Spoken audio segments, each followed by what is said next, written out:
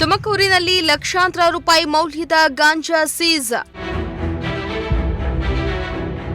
ವಶಪಡಿಸಿಕೊಂಡಿದ್ದ ಡ್ರಗ್ಸ್ನನ್ನ ನಾಶ ಮಾಡಿದ ಪೊಲೀಸರು.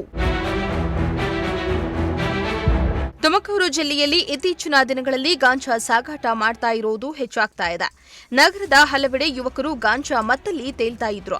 ಅಲ್ಲದೆ ಗಾಂಜಾ ಏಟಲ್ಲಿ ಅನೇಕ ಕೃತ್ಯಗಳಲ್ಲಿ ಭಾಗಿಯಾಗಿದ್ರು. ಜೊತೆಗೆ ಗಲಾಟೆಗಳಲ್ಲಿ ಚಾಕು ಇರಿತ, ಕೊಲೆ ಯತ್ನ, ಕೊಲೆಗಂತಹ ಘಟನೆಗಳು ಕೂಡ ಜರುಗಿ ಹೋಗಿದ್ವು. ಹೀಗಾಗಿ ಪೊಲೀಸ್ ಇಲಾಖೆ ಹಲವು ದೂರುಗಳು ಬಂದ ಬೆನ್ನಲ್ಲೇ ಅಲರ್ಟ್ ಆದ ಖಾಕಿ ಕಾರ್ಯಾಚರಣೆಗೆ ಇಳಿದಿತ್ತು.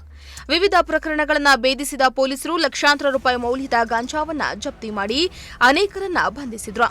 ಇನ್ನು ತುಮಕೂರು ಜಿಲ್ಲೆಯಲ್ಲಿ ಎನ್ಡಿಪಿಎಸ್ ಕಾಯ್ದೆ ಅಡಿಯಲ್ಲಿ ಬರೋಬ್ಬರಿ 51 ಕೆಜಿ 707 ಗ್ರಾಂ ಗಾಂಜಾವನ್ನ ಹಾಗೂ 47 ಗ್ರಾಂ ಎಂಡಿಎಂಎಂ ಮಾದಕವನ್ನ ವಶಪಡಿಸಿಕೊಳ್ಳಲಾಗಿತ್ತು. ಇನ್ನು ವಶಪಡಿಸಿಕೊಂಡಿದ್ದ ಮಾದಕ ವಸ್ತುವನ್ನ ಜಿಲ್ಲಾ ಮಟ್ಟದ ಡ್ರಗ್ಸ್ ಡಿಸ್ಪೋಸಬಲ್ ಕಮಿಟಿ ವತಿಯಿಂದ ನಾಶಪಡಿಸಲು ಸಂಬಂಧಪಟ್ಟ ಕೋರ್ಟ್ನಿಂದ ಪರ್ಮಿಷನ್ ಪಡೆಯಲಾಗಿತ್ತು.